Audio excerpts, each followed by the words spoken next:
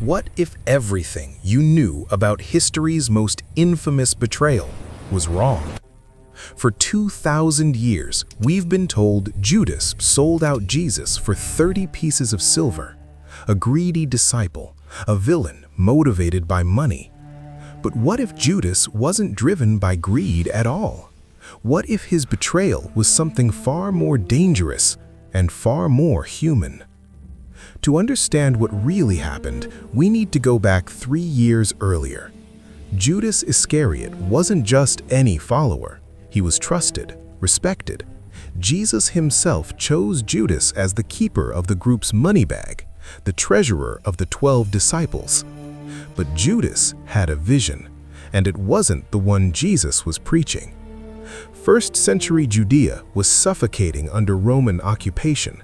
The Jewish people were waiting desperately for their Messiah, not a spiritual savior, but a warrior king, someone who would raise an army, overthrow Rome, and restore Israel to glory.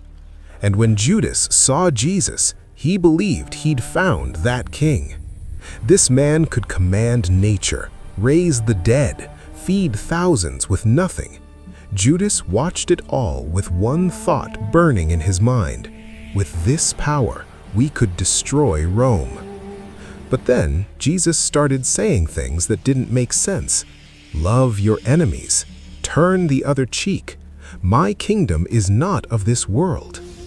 Wait, not of this world?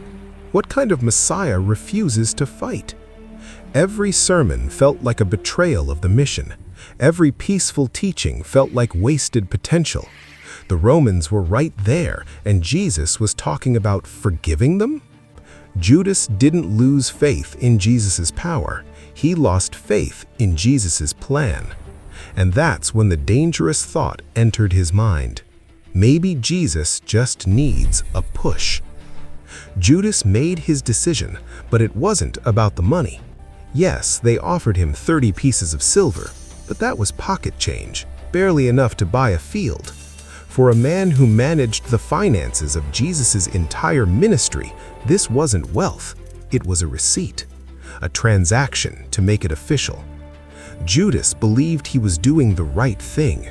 His plan was brilliant in his mind: force Jesus into a corner, get him arrested, and when the moment came, when the Romans came to seize him, Jesus would have to reveal his true power. He'd call down angels, raise an army, finally become the Messiah Judas knew he could be. The kiss wasn't just a signal, it was a catalyst. But then, Jesus didn't fight back. Peter drew his sword, and Jesus told him to put it away. One word from Jesus could have ended it all, but he stayed silent. And in that moment, Judas understood he hadn't forced Jesus' hand, he'd killed him. The guilt was immediate, crushing. Judas tried to undo it. He ran back to the chief priests, hurled the silver at their feet, and screamed, "I have sinned! I have betrayed innocent blood!" But they didn't care. The transaction was complete. The money Judas supposedly betrayed Jesus for, he couldn't even keep it. The priests used it to buy a potter's field, a cemetery for foreigners, a place for the forgotten and damned. Even the silver knew it was cursed. According to Matthew's Gospel, Judas went out and hanged himself. But here's what haunts me. Judas never got to see what happened 3 days later. He never saw the resurrection, never knew that even his betrayal was part of a bigger plan, never heard Jesus say, "Father, forgive them." Judas couldn't forgive himself, so he never waited to see if Jesus would forgive him. So why does this story still matter? Because Judas's real sin wasn't greed, it was certainty. He was so convinced he knew better than Jesus, so sure of his own vision, that he tried to force God's hand. How many times have we done the same? How many times have we sacrificed love in the name of justice, sacrificed mercy for what we thought was righteous? How many times have we been so convinced we're right that we can't see we're becoming what we hate? Judas thought he was saving the world. Instead, he destroyed himself. The money was never the point. It never is. The real betrayal was believing his plan mattered more than love, that his vision was more important than trust, that the ends justified the means. This isn't ancient history. This is us.